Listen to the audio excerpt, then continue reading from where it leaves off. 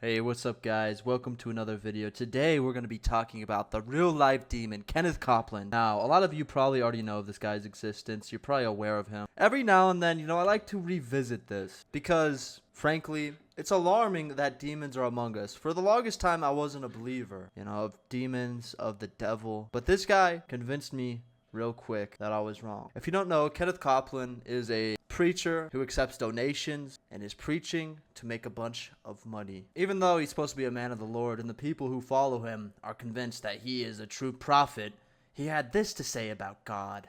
Who was the biggest loser? God. I don't know about you, but that doesn't seem very godly to me. Now, the main thing I wanted to talk about in this video was this clip where he tries and attempted to intimidate this reporter. Basically, the context is he was on this guy's show, another man of God, allegedly. They were talking about their private jets and why it was important for them to fly private instead of, donating it to the poor as you should if you're a man of God. And he had this to say about people who fly on commercial flights. Agitating his spirit, people coming up to him. He had become famous and they wanting him to pray for him and all that. You can't manage that today. This dope-filled world and get in a long tube with a bunch of demons. So basically, he thinks you and me, normal working class people who make 70 grand a year, are a bunch of demons because we can't afford to fly private. We're like vultures. We're disgusting to his elitist brain. He's saying he became famous and he's supposed to be a preacher, so all these people are asking for his help how to, live a more holy and righteous life. And he just can't talk to the peasants. You just can't talk to the demon. In his elitist mind, these words are synonyms. Now, there's a bunch of goofy and wild clips of this guy, but I wanted to show you this to show this man's true character and why I believe he is in fact a demon or maybe the devil himself. Look at those eyes. This reporter came up to him criticizing him on that exact clip, and this is how he responds. We'd just like to ask you about why you don't want to fly commercial. Why have you said that you won't fly commercial? You said that it's like getting into a tube with a bunch of demons. Why do you think that? No, listen to me just a second. Of course. Not the people.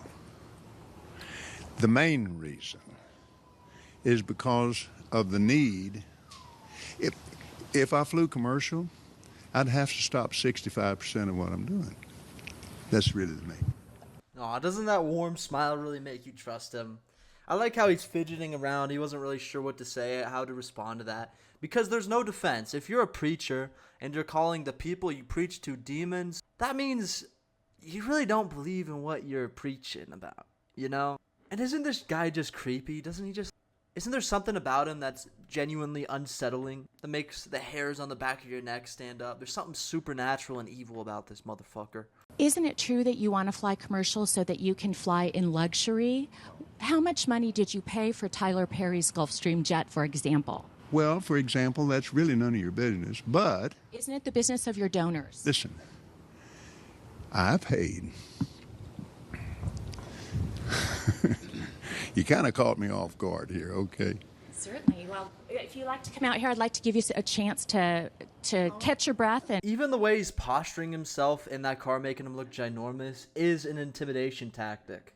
I think he's upset that none of it's working. He's trying to be, friendly and nice and kind and be like a good holy man of God, while also posturing himself in an intimidating fashion that you can't really fully call him out for. This guy makes me hate all Christian preachers. There's just something disingenuous about all of them. Fuck this guy. a lot of people think it's unbecoming for a preacher to live a life of luxury and to fly around in private jets. What's your response to that? Very simple. It takes a lot of money to do what we do. We have brought over 100, let's see, the latest figures just came out, 122 million people to the Lord Jesus Christ. Really? This guy converted that many people? People must be super gullible to fall for this guy. This guy is definitely a wolf in sheep's clothing. He's a predator. You can tell by his eyes. There's something more than him just being a predator. There's something genuinely evil in there. Unholy. There's something about his eyes that shows me he, as an individual, is the opposite of what he preaches. Now, this next comment is just fucking funny. I just thought I'd add this just to show how out of touch he is with the normal day-to-day person. I don't know what he was trying to do here, if he was trying to be relatable or make it make some sort of sense, but I thought this was fucking hilarious. Without the airplane that we have that I bought from Tyler Perry, and I didn't pay anywhere, and Tyler's one of the greatest guys. He made that airplane so cheap for me, I couldn't help but buy it. Well, doesn't that just make you feel good?